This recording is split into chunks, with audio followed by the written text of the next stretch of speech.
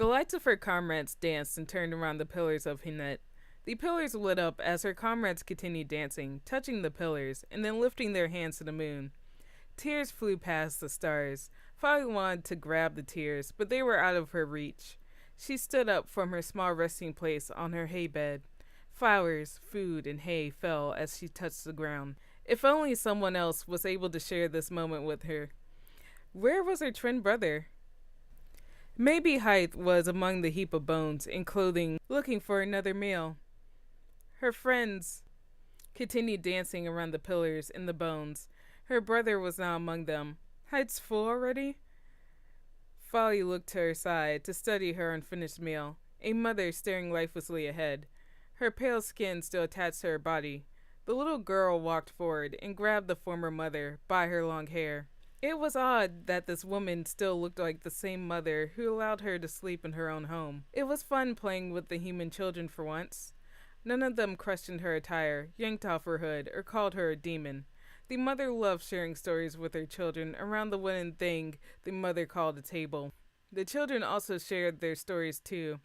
Everyone laughed and smiled, but whenever it was Folly's turn to share, did everyone frown? Folly smiled. She dropped the woman's hair and dug her tiny nails into the woman's cheeks and squeezed. The family frowned as she told them how she used to sleep underneath the stars and travel with her friends at night. When she shared how she took baths in red water, did the mother send the children to their rooms. The woman's once kind face had twisted and turned. The mother was disgusted. Where did she go wrong? Folly remembered the woman running down the stairs and calling for her through clenched teeth, using words she did not understand. The last thing Folly recalled was when the woman called for the statue in the middle of the village. A statue of a man with wings and a fiery sword pointing to the sky. The sight of the stony structure turned her stomach. She wanted to call this human mother, like the other children did, but now she was staring at her corpse.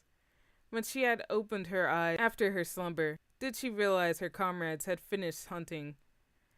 Folly collapsed onto the woman's hair and dragged her over red-stained clothes and bits of food toward the statue. Something had caught her eye. "Hey, sister, I'm so full." Folly studied the little boy on top of the statue's shoulders. He removed his hood and smiled. "But I could go for more." He was not smiling at her, but at the dead woman she carried. Folly dropped the dead woman's hair. "Get down from there. He's evil." Hyde's eyes widened, and then he laughed. "No, we are as the villagers said." He pointed to the horns on his head. "Why were you sleeping?" "We left you there on the hay for a day. You continued sleeping." Another figure emerged from behind the base of the statue and took off her hood. She was taller than Folly and her twin brother. Yalta played with two lilies in her hands. "Hythe, get down from there now." Hythe immediately placed his feet on the folds of the statue's robes and began climbing his way down. "You have no idea what it's like up there. Wow." His words flew by, but both girls didn't hear him. Folly felt the lily that Yalta extended to her face was far more important than her twin brother. "This is for you. It can't make up for her, but please don't run off like that." The words slowly sunk in as Yalta extended the white flower closer to her face. "Go on, take it." Folly blushed. "Oh, okay." She took the flower. Yalta smiled and took the little girl by the arm. "Come on. Everyone is celebrating the hunt. We'll plant more flowers tonight." The two girls stepped over the dead mother and continued walking toward the others. Hythe ran behind them. "Hey, sister. How'd you get rid of her like that? She's so clean. Stop Yalta gave Folly's brother a glare. He stopped for a moment and then continued walking. "Fine, but I'm walking with you." Folly walked with Yalta and her brother by her side. She felt warmth instead of the confusion she felt with the human children and the human mother.